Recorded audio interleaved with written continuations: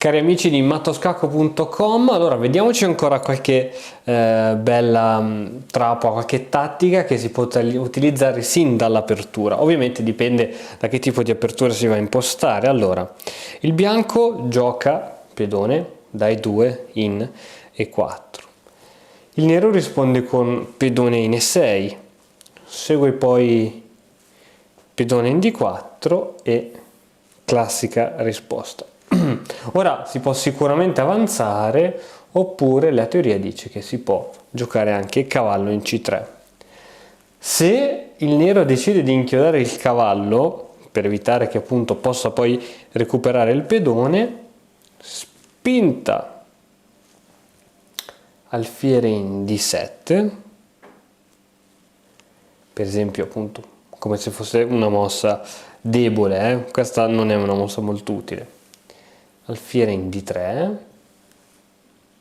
in questo modo l'alfiere campochiaro si posiziona su un'ottima casella, anche se allo stesso tempo va ad evitare che la donna proteggi D4. Per esempio, se il nero avesse giocato anche solo cavallo così, magari questa giocata non sarebbe più stata fattibile, no? Va bene, ma supponiamo che la partita sia andata così. Cavallo, ora cavallo in F3 per proteggere sempre il pedone in E4. Il cavallo, non potendosi sviluppare qui, lo mettiamo davanti al re in E7. Minacciamo l'alfiere decide di prendere, quindi un cambio, e attenzione all'arrocco. Ora, questo è un arrocco debole perché uno, non c'è il cavallo qui, e due, il bianco ha questa catena di pedoni che va a puntare proprio contro il suo arrocco, e dopo alfiere per H7, e qui sicuramente il nero non deve accettare il sacrificio, perché dopo questo segue cavallo scacco, e qui ci sono poche soluzioni. Donna in H5, e dopo per esempio spostiamo la torre, donna scacco, e qui c'è veramente poco da fare.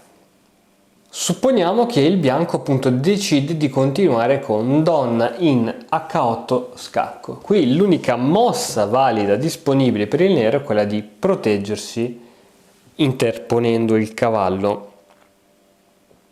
A questo punto segue cavallo in H7 scacco, il re è costretto a fuggire, segue alfiere in G5 scacco, ci pariamo col pedone, e a questo punto donna G7 scacco.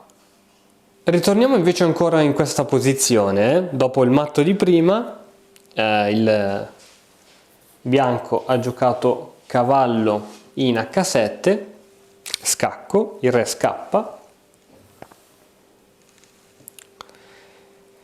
sempre scacco, e questa volta, anziché prendere il matto in questo modo, il nero decide di sacrificare il cavallo. A questo punto la continuazione migliore è alfiere per cavallo scacco, pedone per alfiere scacco, donna per pedone scacco matto. Ma facciamo un passettino indietro, ritorniamo ancora a questa situazione in cui il bianco sacrifica il pedone in H7. A questo punto il re prende, segue ovviamente cavallo in G5 scacco, e questa volta, anziché retrocedere, il nostro re va in avanti in G6. Come può continuare a questo punto la partita? Diamogli un occhio assieme. Potremmo pensare di magari mettere la donna qui dietro e minacciare un attacco di scoperta, sempre se ci sono appunto continuazioni buone. La risposta migliore però non è quella di far uscire subito la donna, ma è innanzitutto andare a avanzare con il pedone con l'intenzione di liberare la torre, ma anche di minacciare uno scacco proprio di pedone.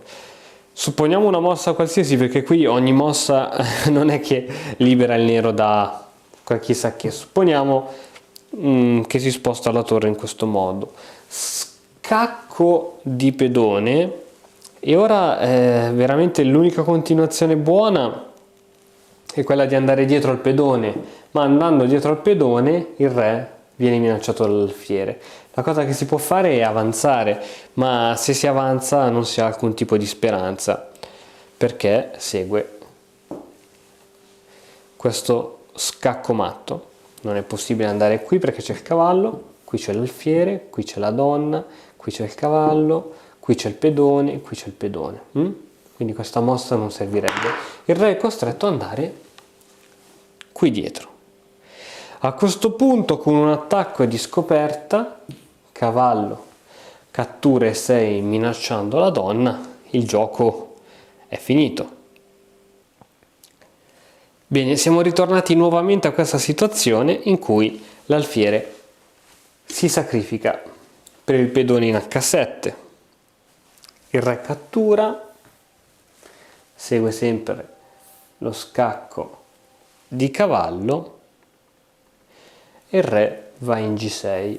Abbiamo visto che la continuazione migliore è pedone in H4, e ora, anziché magari fare una mossa inutile come quella di torre in B8, è possibile magari successivamente andare a, non so, cercare un torre in H8 che possa in qualche modo sacrificare nel momento in cui il pedone avanza ulteriormente.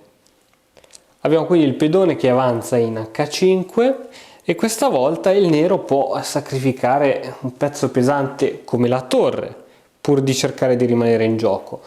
Donna per H5, e qui il nero è costretto ad avanzare, e qui però, come al solito, finiscono tutte le iniziative, tutte le speranze del nero. Ancora, analizziamo ancora questa situazione perché le possibilità non sono finite. Allora, il nostro alfiere si è sacrificato. Il re cattura. Scacco di cavallo, e il re decide di tornare indietro. Donna in H5, e questa volta magari anziché scendere in H7 si può direttamente andare a colpire F7. In questo caso l'unica altra possibilità del re è quello di andare in H8, possiamo ridare scacco in H5 e poi scacco. Infine possiamo scendere, sembrerebbe matto, ma c'è il cavallo che può sempre interporsi qui. Segue un cavallo in H7, re in E7, donna per G7, e anche qui le speranze del nero sono finite.